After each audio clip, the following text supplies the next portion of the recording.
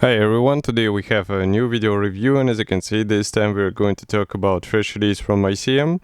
So this is a tank kit, and surprisingly it's a Leopard 2A6 with a crew. So we just reviewed the crew set in the same scale, so now you get a tank together with the crew, and it might be a really good opportunity to build some diorama because you basically get two main components. You just need to add the base, and then you'll be really good to go with a quite interesting scene. And as you can see, box art pretty much shows what you will get. So this is the tank, the figurines, 5 of the figurines, and even the dog is included here. And of course what we have in the table now, it's the final shape of the release, so you'll get exactly the same stuff as what you will see in this video review. So the kit number is 35013, and the box size is rather huge. So here is comparison with my hand. I would say it's the same size as, for example, 148 scale aircraft from the same brand. And here on the side you can see also some information about the kit. So I just need also to tilt it a bit to see what is written here. So we have the 246 parts per assembly of tank and 45 parts per assembly of the figurine and the dog. And on the opposite side you can see also the marking options. So here we have 6 of the marking options. And as you can see, these are, I would say, somewhat typical forest camouflages, but nevertheless, it's the weathering which will differentiate them a lot. So now I just need to cut through the stickers, and in the meantime I can remind you that you can check the figurines review on the same YouTube channel. So in case you already have the Leopard in your collection in this 135 scale, then you still can get the figurines separately, and they will be nicely fitting this famous tank. Okay, so now I'm just cutting through the plastic sprues, actually plastic seals. And by the way, there was also another figurine set which is more compatible with the Soviet tanks, so it's up to you which one you use.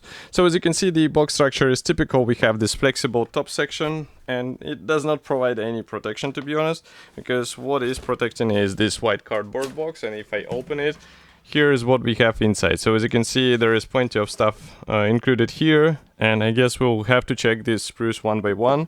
There were figurine sprues or figurine parts on the top, so I'm just going to open them and we will take a closer look together. Okay, so here is the figurine sprue. In case you were watching the previous videos, this one will be familiar to you. So as you can see, we have the typical parts division for 135 scale, no surprises, but I would say it's in a good sense because here you get really nice details out of the box. So it's just a matter of assembling those figurines together. And maybe dog might be a bit tricky because dog, as you can see, is divided in a longitudinal axis. So you have to be careful while joining all of this stuff together. And you can probably hear that I'm also opening the next plastic bag with the sprues for the Leopard. And this one is a bit tricky because there are several plastic bags in one plastic bag. So just give me a moment. I will show you what I'm talking about. These sprues are actually reminding me of the trumpeter or hobby boss. Or maybe... no, it looks like this. But if you know which kit was used, I will have to check the scale mates as well. But I think it's a trumpeter. Maybe Italeri, but for Italeri it looks rather nice, I would say. But I will take a look once we finish with the plastic parts. So what I'm doing now is I'm opening another plastic bag because here we have the vinyl parts, and rubber or vinyl parts are used, for example, for this towing cable, which is not that cool, and I would replace it straight away. In case you would like to have a nice result in 135 scale, it's better just to find a replacement aftermarket thing which will give you a bit more features and it will look more convincing. The same applies to tracks. So tracks are quite flexible, as you can see. We have nice features on the rubber pads. We even have some creases on them, but nevertheless this is just a rubber part, so as you can see it's not as flexible as it should be in terms of the real track part. So that's why I would recommend to find the plastic thing, but nevertheless this item should be enough for the out-of-the-box build probably. So in case you are okay with such details, then you can proceed, and if in case you are not, I think there is some aftermarket available. And what I'm doing right now is trying to check whether this Leopard is coming from Trumpeter or from... No, it's Revel actually. This is quite interesting because I have not reviewed the Revel kit, so that's why it's not familiar to me. I'm opening another plastic bag. Here we have the... I'm trying to understand whether they are identical. No, they are not.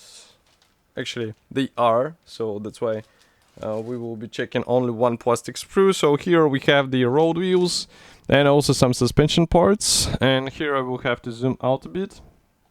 So these road wheels, as you can see, it's a matter of combining them together. We have the guiding elements inside. We have the separate suspension arms.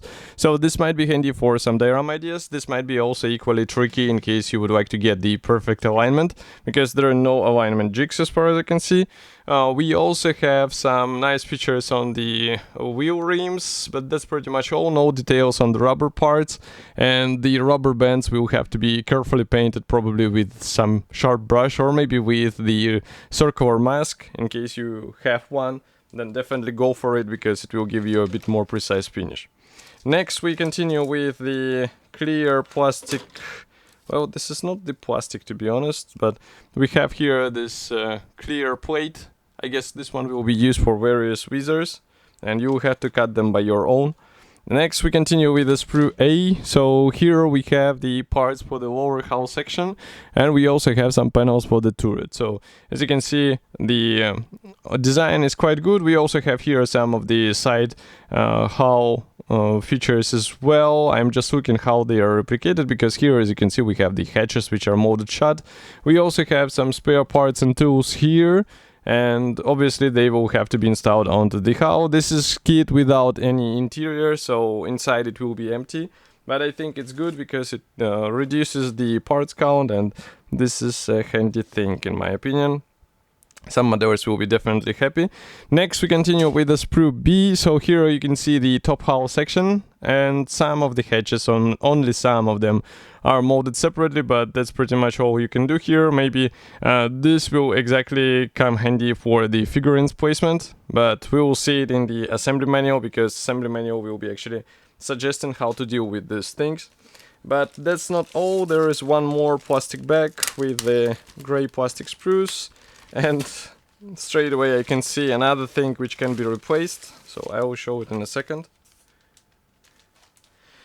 Okay, so we have this plastic sprue. It's a sprue G, and here we have the main gun barrel. So as you can see, the main gun barrel should be assembled out of two hulls, and this is something what I would rather replace, because this is a huge part, or let's say a huge section of the kit which is visible on the finished model. So that's why it's worth upgrading it to the metal part, which will be a bit more convincing, even though here inside we have the guiding elements. So this is a worthy upgrade, worth investing your money into it, because the final shape of the kit will only benefit from that.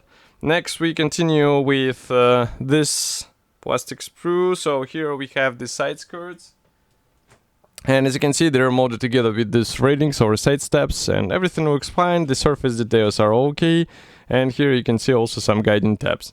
So apparently this kit is not exactly completely fresh. I think the first release happened in 2012, so that's why we have the features which are kind of showing the age of this kit. But I think for the build which will be focused on the external things only, it's quite okay. Here we have, by the way, the turret parts, and again you can see that this top panel is molded as a single piece part together with the rear bulkhead. Then we continue with more side panels for the turret, which are molded separately, and then you have to combine them together. So here you can see also we have the special parts for the structural rigidness. So it's also a good design, because otherwise it will be really large assembly without any strengthening elements. And there is one more plastic bag, so just give me a moment. So here in this plastic bag we have various minor elements. So for example, here you can see the small grenades, and these ones will be installed on the turret, I suppose, but nevertheless they look quite okay. And we also have another version of the side skirts. I'm not sure if these ones will be used. I think they should not be, because Leopard 2 has rather straight side skirts. So maybe that's just a nice bonus, which might be handy as a spare part. There is also the decal sheet. So decal sheet is printed on this small paper, and as you can see here we have all necessary symbols. Maybe the white crosses can be replicated with hand brushing, but this is already your decision whether you would like to go this way. And assembly manual is the large brochure, so here I will just close the lenses a bit and zoom out. So as you can see on the first page we have short history note, technical specifications, then we continue with the parts map here. And also we have the assembly manual for the figurines, which is combined together with the marking guide. Note that one sprue for the tank will not be used at all, except of one part.